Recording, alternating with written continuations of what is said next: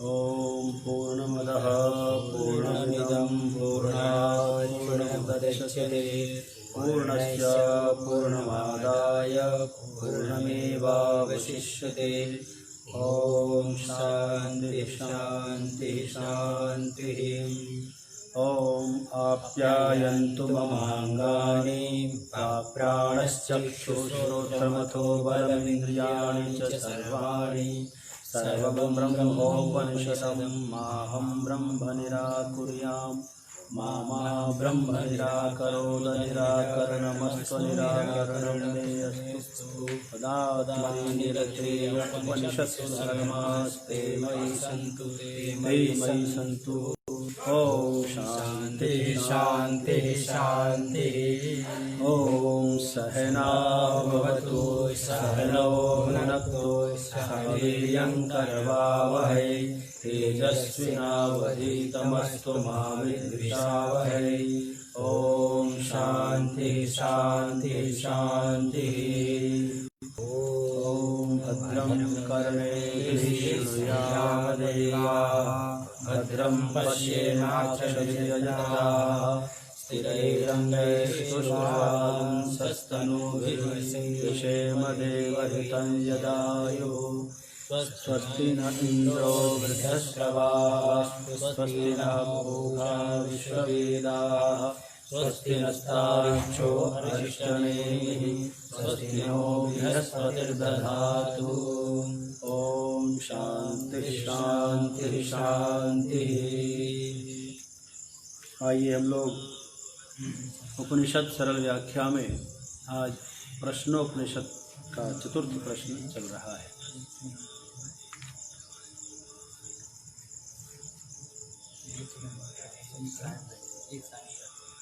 एक साइड हो रहा है।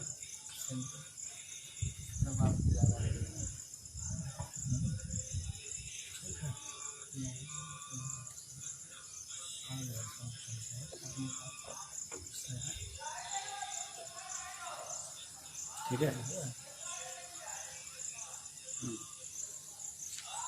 शेयर कर दिया।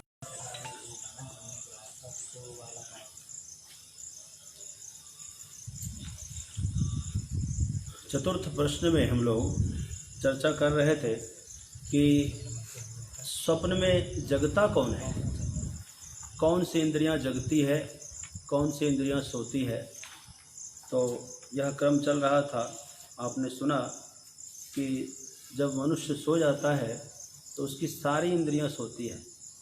इंद्रियां मन में सब समाहित हो जाती है।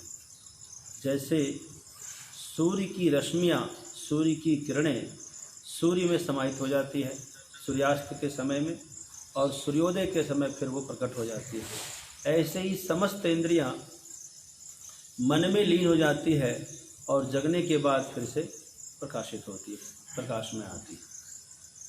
और सुसुप्ति में कौन जगता है? सुसुप्ति में प्राण जगता है। प्राण ही सुसुप्ति का साक्षी है।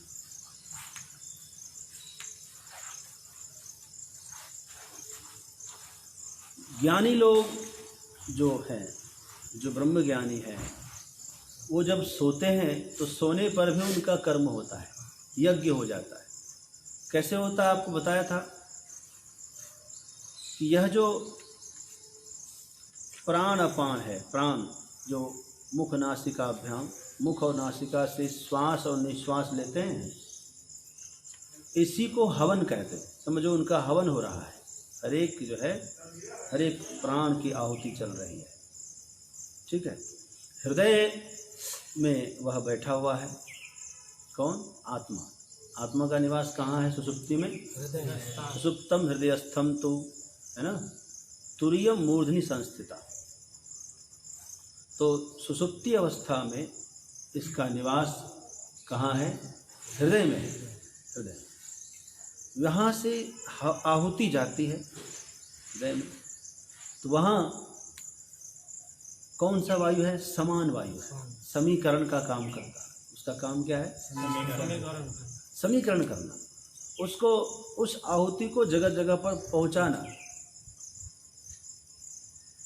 तो जैसे आप अग्नि में आहुति प्रदान करते हैं और अग्नि उस आहुति को समस्त देवताओं तक पहुंचा देता है, करता है ना। आपको इंद्र के लिए आहुति देनी है तो भी आप अग्नि में ही देते हैं, आपको विश्वदेव के लिए आहुति देनी है तो भी आप अग्नि में ही देते हैं, आपको वरुण के लिए, अश्विनी कुमार के लिए, किसी के लिए भी आहुति देनी है तो आप अग्नि में ही प्रदान करते हैं। उसी तरह से प्राण रूपी अग्नि जल रही होती है और उसी अग्नि में श्वास प्रश्वास रूपी आहुति का आना जाना होता है, प्रदान होता है। तो ज्ञानी लोग जब सोते हैं तो वो तो सोते हैं, लेकिन सच्ची बात यह है कि वह उसके शरीर से कर्म चल रहा होता है। जिसका मन विशुद्ध है, जब तक मन वासना में लगा हुआ है तो आहुति भगवत विषयक नहीं होती। जब तक मन वासना में लगा है तो आहुति कहाँ जाएगी? वासना में जाएगी। हमको मकान चाहिए, मकान चाहिए, मकान चाहिए, और हम मकान के लिए दिन रात सोच रहे हैं। सोए स्वप्न भी मकान दिखाई दे रहा, तो आहुति कहाँ जा रही है? मकान, भगवान में नहीं जा रही। वह आहुति हमें ब्रह्म तक नहीं पहुंचाएगी। यदि हमारा मन भगवान में लगा हुआ है, स्वप्न में भी आदमी भगवान के पास पहुंच जाता है। पहुंचता है कि नहीं? बहुतों को भगवान स्वप्न में ही दर्शन दे देते हैं। आप सोते हैं बिस्तर पर, पहुंच जाते हैं भगवान के धाम में, सत्संग में। तब जब मन हमारा भगवान में लगता है, ठीक है, उस समय जब हम सोते हैं तो सोने पर भी हमारे लिए यह यज्ञ कर्म होता है। और यज्ञ कर्म का फल क्या है? बोले इष्ट प्राप्ति।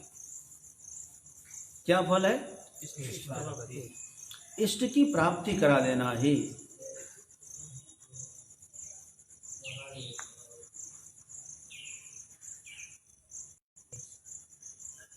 इष्ट की प्राप्ति करा देना, ये किस नाम है?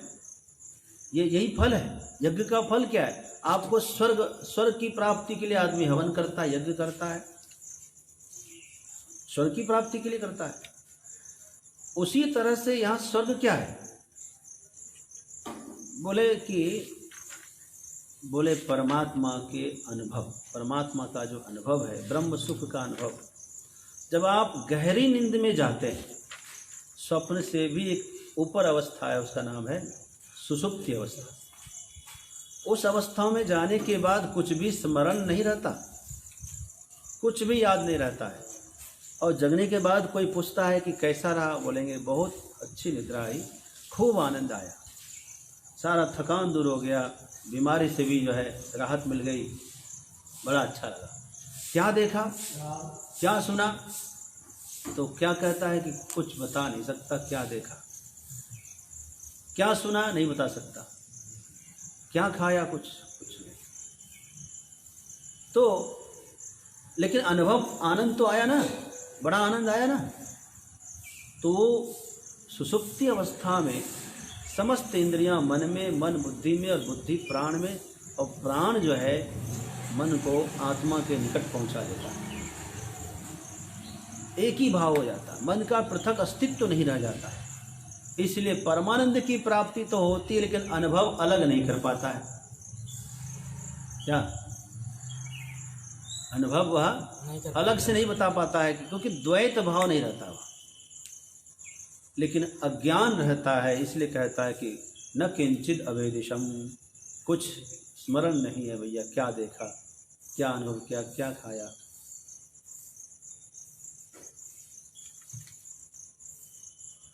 अब प्रश्न था कि कौन कौन देव स्वप्न को कौन देखता है, यह प्रश्न था।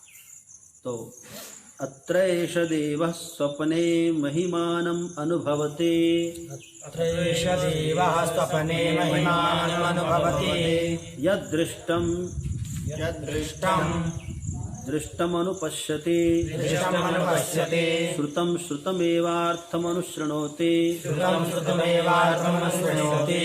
देशदिगन्तरैश्च देशदिगन्तरैश्च प्रत्यनुभूतं पुनः पुनः प्रत्यनुभवति पुनः पुनः प्रत्यनुभवति दृष्टं चादृष्टं च दृष्टं चादृष्टं च श्रुतं चाश्रुतं च श्रुतं चाश्रुतं च अनुभूतं चाननुभूतं च अनुभूतं चानुभूतं च सच्चासच्च सच्च सर्वं पश्यति सर्वं पश्यति सर्वः पश्यति। सर्वः पश्यति।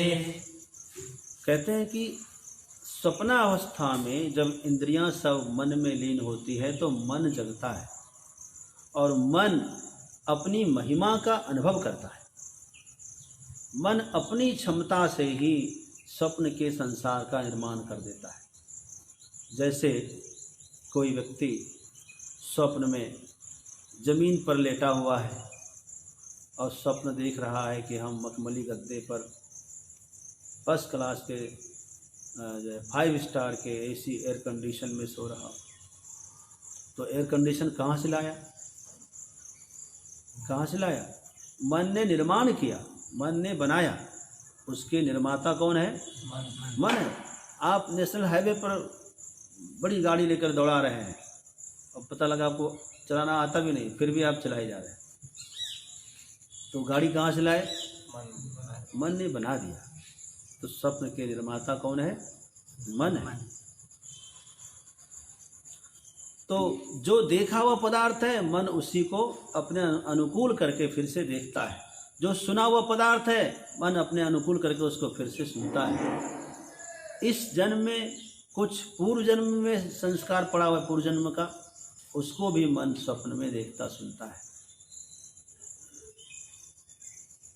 और कई बार तो कुछ घटना होने वाली होती है, मन उसको भी दिखा देता है।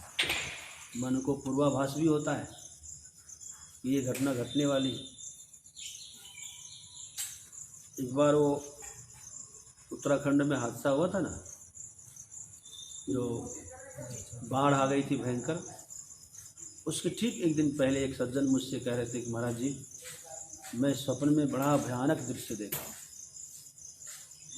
बाढ़ में सब कुछ डूबा जा रहा है, डूबा जा रहा है, बहता जा रहा है, समझ में नहीं आ रहा कुछ, कहाँ ऐसे घटना घट गई है क्या। हमने कहा कुछ होगा आपका, और लेकिन अगले ही दिन ये घटना घटी।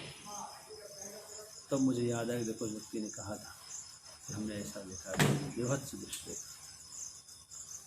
तो कई बार ऐसा भी होता है। तो मन जो है स्वप्न का निर्माता भी है और दृष्टा भी है।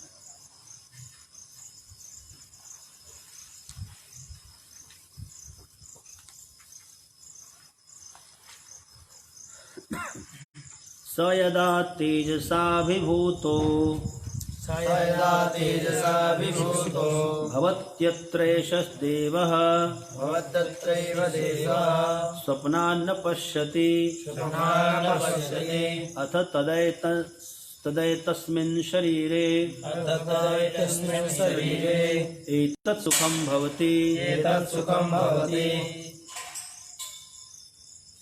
जिस समय मन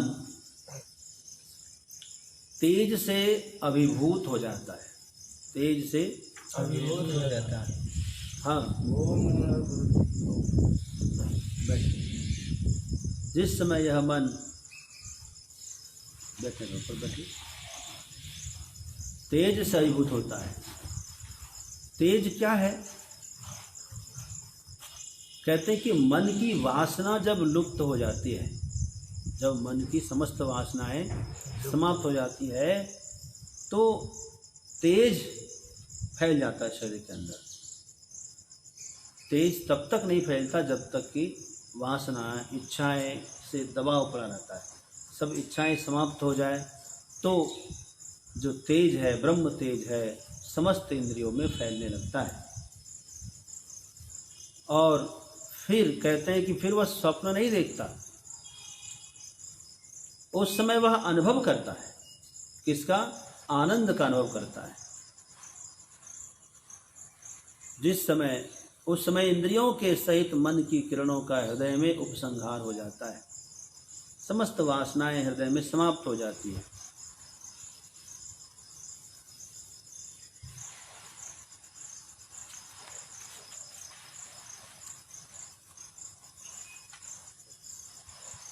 अब देखिए, अब पूछा जा रहा है, स यथा सौम्य वयांसे स यथा सौम्य वयांसे वासो वृक्षं संप्रतिष्ठन्ते वासो वृक्षं संप्रतिष्ठन्ते एवं हवै तत्सर्वम् एवं हवै तत्सर्वं पर आत्मनि संप्रतिष्ठते। पर आत्मनि संप्रतिष्ठते। हे सौम्य, यथा सौम्य, जिस प्रकार कहते हैं कि वासो वृक्षम संप्रतिष्ठन्ते वयांसी, वृक्ष पर पक्षी रहते हैं ना, जिस प्रकार पक्षी शाम के समय में अपने वृक्ष की ओर चले जाते हैं, सूर्यास्त होते होते समस्त पक्षीगण अपने अपने घोंसले की ओर जाते हैं, वहाँ जाकर शांत हो जाते हैं, प्रशांत हो जाते हैं। उसी तरह से समस्त इंद्रियां, समस्त वासनाएं आत्मा में जाकर शांत हो जाती हैं। जब इंद्रियां मन में, मन बुद्धि में, बुद्धि प्राण में, प्राण आत्मा तक पहुंचता है, तो उस समय में सारी वासनाएं, सारी इच्छा समाप्त हो जाती है। इसीलिए इच्छा के अभाव में कोई ज्ञान भी नहीं होता। जैसे आपको कुछ चाहिए नहीं और पूरा मार्केट घुमा दिया जाए, आपको किसका किसका ज्ञान होगा? किसी का नहीं। क्यों? इच्छा नहीं, इच्छा ही नहीं थी। यदि आपकी इच्छा होती कि मोटरसाइकिल लेना है तो बाजार में घूमते तो आपकी आंखें किसको ढूंढती? और देख करके चले आते। लेकिन आपकी कोई इच्छा थी ही नहीं, तो पूरे बाजार घूमने के बाद भी आप कुछ जान नहीं पाए। उसी प्रकार जब इच्छाएं समाप्त हो जाती है तो सुषुप्ति अवस्था में कोई ज्ञान नहीं होता, क्योंकि वासना वहाँ जाकर समाप्त हो जाती है। जैसे समस्त पक्षीगण अपने वास वृक्ष पर, जहाँ उनका निवास होता है, वहाँ पहुँचते ही सब शांत हो जाते हैं। उसी प्रकार समस्त वासनाएं, इच्छाएं आत्मा में जाकर विश्रांति लेती हैं। पृथ्वी च पृथ्वी मात्रा च पृथ्वी च पृथ्वी मात्रा च आपश्चापो मात्रा च आपश्चापो मात्रा च तेजश्च तेजो मात्रा च तेजश्च तेजो मात्रा च वायुश्च वायु मात्रा च वायुश्च वायु मात्रा च आकाशश्च आकाश मात्रा च आकाशश्च आकाश मात्रा च चक्षुश्च द्रष्टव्यं च चक्षुश्च द्रष्टव्यं च श्रोत्रं च श्रोतव्यं च श्रोत्रं च श्रोतव्यं च घ्राणं च घ्रातव्यं च घ्राणं च घ्रातव्यं च रसश्च रसयितव्यं च रसश्च रसयितव्यं च त्वक् च स्पर्शयितव्यं च त्वक् च स्पर्शयितव्यं च वाक् च वक्तव्यं च वाक् च वक्तव्यं च हस्तौ च आदातव्यं च हस्तौ च आदातव्यं च उपस्थश्चानन्दयितव्यं च उपस्थश्च आनन्दयितव्यं च पायुश्च विसर्जयितव्यं च पायुश्च विसर्जयितव्यं च पादौ च गन्तव्यं च पादौ च गन्तव्यं च मनश्च मन्तव्यं च मनश्च मन्तव्यं च बुद्धिश्च बोधव्यं च बुद्धिश्च बोधव्यं च अहङ्कारश्च अहङ्कर्तव्यं च अहङ्कारश्च अहङ्कर्तव्यं च चित्तं च चेतयितव्यं च चित्तं च चेतयितव्यं च तेजश्च विद्योतयितव्यं च तेजश्च विद्योतयितव्यं च प्राणश्च विधारयितव्यं च प्राणश्च विधारयितव्यं च। देखिए कितना सरल। पृथ्वी च पृथ्वी मात्रा च, पृथ्वी की तन मात्रा क्या है?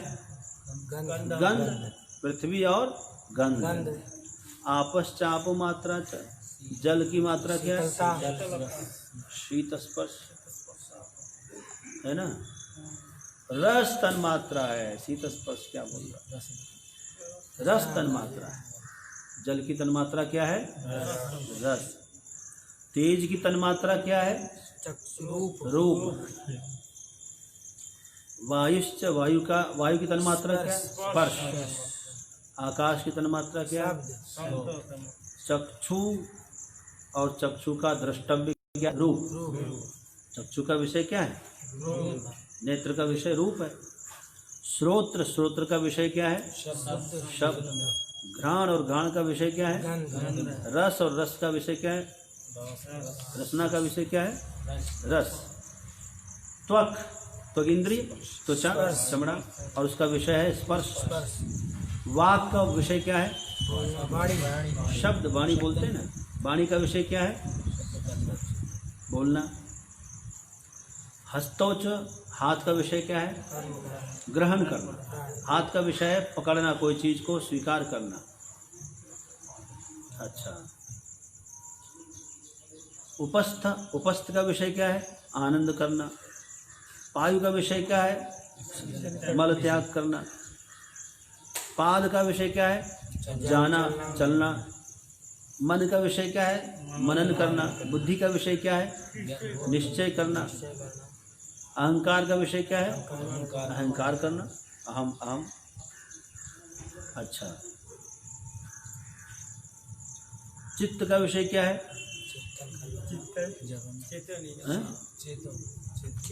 हाँ, सजग रहना, सावधान रहना। किसका विषय है? चित्त का विषय। और तेज का विद्योतयितव्य, जनाना है, प्रकाश करना, किसी को भी प्रकाशित कर देना। प्राण का विषय क्या है? धारण करना, प्राण ही धारण करता है। एष हि स्रष्टा स्प्रष्टा, एष हि स्रष्टा स्प्रष्टा, श्रोता घ्राता, श्रोता घ्राता, रसयिता मंता, रसयिता मंता, बोद्धा कर्ता, बोद्धा कर्ता, विज्ञानात्मा पुरुषः, विज्ञानात्मा पुरुषः, परेक्षर परेक्षर, आत्मनि संप्रतिष्ठते। आत्मनि संप्रतिष्ठते। कहते हैं कि एष ही दृष्टा स्प्रष्टा, यह जो है दृष्टा है। ये जो जीवात्मा है, जिसकी उपाधि मन है, जिसकी उपाधि बुद्धि है, मन बुद्धि चित्त अहंकार से जुड़ा हुआ जो जीवात्मा है, पुरुष है। पुरुष मतलब जो शरीर में निवास करे, उसको पुरुष कहते हैं। पुरुष मतलब खाली ये मत समझना कि जेंट्स। पुरियाम शेते इति पुरुषः, पूरी कहते हैं इस शरीर को, है ना। नव द्वारे पूरे देहि नैव कुर्वन्न कार्यं। इस शरीर में जो निवास करता है उसका नाम है पुरुष। यही पुरुष जो है अनुभव करता है, कहते हैं यही, चूंकि उपाधि से युक्त होकर के यह अनुभव करता है। वास्तव में तो आत्मा में कोई अनुभव होता नहीं, लेकिन उपाधि से युक्त होकर के अनुभव करने लगता है, मन से जुड़ा हुआ है। अब देखिए, आप जगे हुए हैं, आपका मन जहाँ जाता है उसका ज्ञान आपको होता है कि नहीं होता? सामने बड़ा सुंदर नृत्य संगीत चल रहा है और आपका मन यहाँ नहीं है, तो आपको आनंद आएगा? नृत्य संगीत का आनंद आपको नहीं है, क्योंकि आपका मन यहाँ पर ही नहीं है। आपका मन जहाँ है आपको उसका ज्ञान होगा। आँखों से मन जुड़ता है तो रूप का ज्ञान होगा, यही मन जब कान से जुड़ता है तो शब्द का ज्ञान, यही मन जब रसना से जुड़ेगा तो रस का ज्ञान होगा, है ना। मन बहुत सूक्ष्म है, जटित ही, यहाँ से वहाँ, यहाँ से वहाँ, यहाँ से वहाँ उसका जाना होता है, हर एक इंद्रियों से जुड़ता है मन। उसी तरह से मन रूप उपाधि से युक्त होकर के यह पुरुष जीवात्मा सभी विषयों का अनुभव करता है। दृष्टा है, स्पृष्टा है, स्पर्श करता है, सुनता है, सूंघता है, रसना से रस का अनुभव करता है, मानता है, निश्चय करता है, आदि आदि।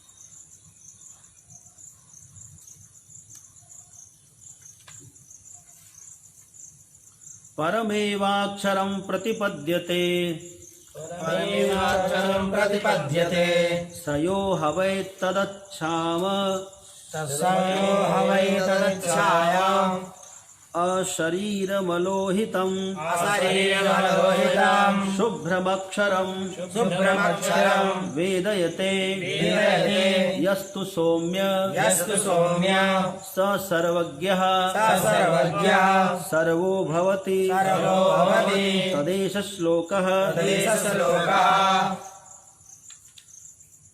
अक्षर ब्रह्म है ना। अक्षर ब्रह्म किसे कहते हैं? ओम। ओंकार जो है, ओम इत्येकाक्षरम ब्रह्म व्याहरन् मामनुस्मरन्, आगे यह प्रयाति प्रयाति मर्त इसमें कोई ओम ओम ओम करके शरीर त्यागता है तो वह परम गति को प्राप्त करता है। अगला प्रश्न यही ओम विषयक होने वाला है। जो 5वां प्रश्न है प्रणव विषयक है। प्रणव की उपासना करने वाले, ओंकार की उपासना करने वाले कहाँ जाते हैं, क्या गति उसकी होती है? हे सौम्य, परमेवाक्षरम प्रतिपद्यते, वह परम ब्रह्म को प्राप्त करता है, अक्षर ब्रह्म को ही प्राप्त करता है। अक्षर ब्रह्म में कोई शरीर नहीं है, कोई इंद्रियां नहीं है। वास्तव में जो विशुद्ध आत्मा है, विशुद्ध आत्मा में तो कुछ इंद्रियां है ही नहीं। जब यह अंतःकरण से जुड़ता है तब समस्त इंद्रियों से जुड़ जाता है।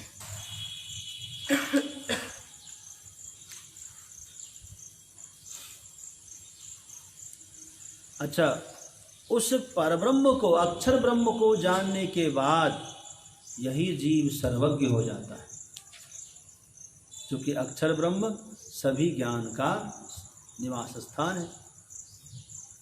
ओम प्रथम शब्द क्या था सृष्टि का? ओम। तो उस ओम का अनुभव करने वाला, ओम की उपासना करने वाला, कहते वह सर्वज्ञ हो जाता है। स सर्वज्ञः सर्वो भवति तदेष श्लोकः, वह सर्वज्ञ हो जाता है क्योंकि सर्वरूप का ज्ञान उसको हो जाता है। क्योंकि शब्द से ही सृष्टि बनी है। आरंभ में पहले शब्द हुआ, शब्द से फिर नाम आया, रूप आया, फिर जगत सृष्टि बनती रही। तो आरंभ में प्रथम शब्द था ओम। ओंकारश्च अथ शब्दश्च द्वावेतो ब्रह्मणः पुरा कंठम भित्वा विनिर्यातो तस्मान् मांगलिका उभो, है ना।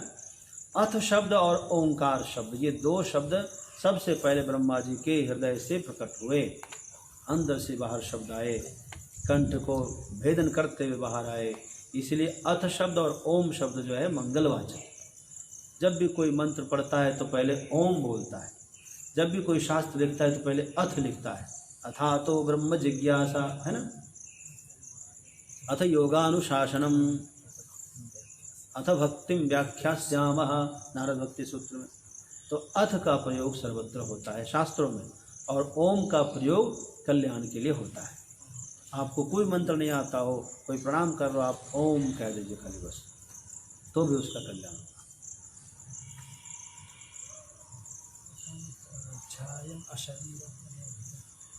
जैसे कहते हैं छायाहीन वृक्ष होता है।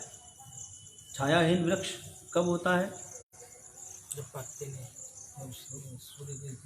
सूर्य इसके ऊपर रहेगा, चारों तरफ से सूर्य रश्मि हो जाएगी तो उसमें छाया नहीं रहती। छायाहीन वृक्ष अशरीरी, अर्थात सारा आवरण जब भंग हो जाए, जैसे वृक्ष के चारों ओर यदि सूर्य प्रकाश हो जाए तो छाया नहीं रहती, उसी प्रकार जब अक्षर ब्रह्म है जो, उसका कोई शरीर नहीं होता।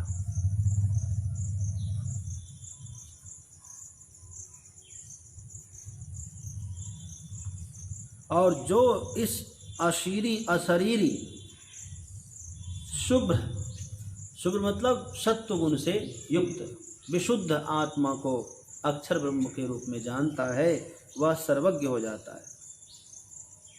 यस्तु सौम्यः वेदयति, हे सौम्य, जो इसको जानता है वह जो है सर्वज्ञ हो जाता है।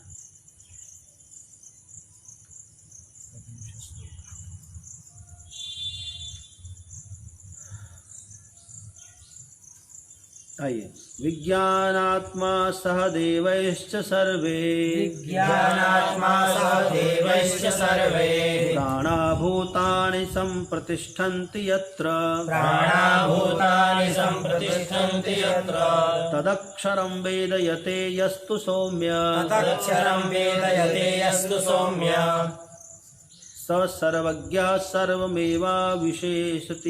सर्वज्ञः सर्वमेवाविवेशति। कहते हैं हे सौम्य, विज्ञान आत्मा सहदेव च सर्वे, जो इस विज्ञान स्वरूप आत्मा को जान लेता है ना, समस्त देवों के सहित, समस्त देव मतलब इंद्रियां ही देव है, इंद्रियों के सहित जो विज्ञान आत्मा है, प्राण, इंद्रियों के बाद में क्या है अंत में? प्राण है। इस प्राण विद्या को जानता है और अच्छी प्रकार से स्थित हो जाता है, वह सर्वज्ञ सभी में प्रवेश कर सकता है। इस प्रणव विद्या को, जो ओंकार की विद्या है, इसको जानने के बाद आदमी सर्वज्ञ होता है। तो प्रणव विद्या क्या है, यह अगला प्रश्न है, पंचम प्रश्न। सत्य काम का प्रश्न है कि अतः हैनम शैव्य सत्य काम पप्रच्छ, है ना, ओंकार की उपासना करने वाले को किस लोक की प्राप्ति होती है, ओंकार की उपासना कैसे करनी चाहिए, ये सब हम लोग कल चर्चा करेंगे। आज मेरा स्वास्थ्य उतना अच्छा नहीं है, इसलिए मैं थोड़ा इसको आज यहीं पर विश्राम दूंगा। आप सभी को बहुत बहुत साधुवाद। निशांत यादव जी फिरोजाबाद से आपको ओम नमो नारायण, राजेंद्र कुमार गोयल जी को ओम नमो नारायण, सुलोचना अग्रवाल हमारी सुलोचना बहन काठमांडू से आपको भी ओम नमो नारायण, सुनीता बहन जी बम्बई से आपको ओम नमो नारायण, मालती माता जी पटना सिटी से आपको भी ओम नमो नारायण, पवन बाबा को जय गुरुदेव, तुलसी पाल जी भोपाल से आपको ओम नमो नारायण, गीतांजलि मौर्य महादेव कैसे हैं भैया जी? जी हम बहुत अच्छे हैं, थोड़ा स्वास्थ्य उतना अनुकूल नहीं है लेकिन फिर भी ठीक है। बिल्कुल बिल्कुल, आप हमारी गुरु बहन हैं, आपका स्वागत है, बहुत आदर है आपका। पंखुड़ी कृष्णा जी आपको भी ओम नमो नारायण है, और पप्पू जी को भी ओम नमो नारायण है। महेश कुमार दुबे जी आपको भी ओम नमो नारायण है, इटारसी से हैं। मनोज कश्यप जी मुंबई से हैं, आपको भी ओम नमो नारायण है। राहुल शाह जी पश्चिम बंगाल से आपको भी ओम नमो नारायण है। इस प्रकार आप सभी से विदा लेते हैं, कल फिर समय से आएंगे। आज थोड़ा जल्दी विश्राम करना चाहता हूँ।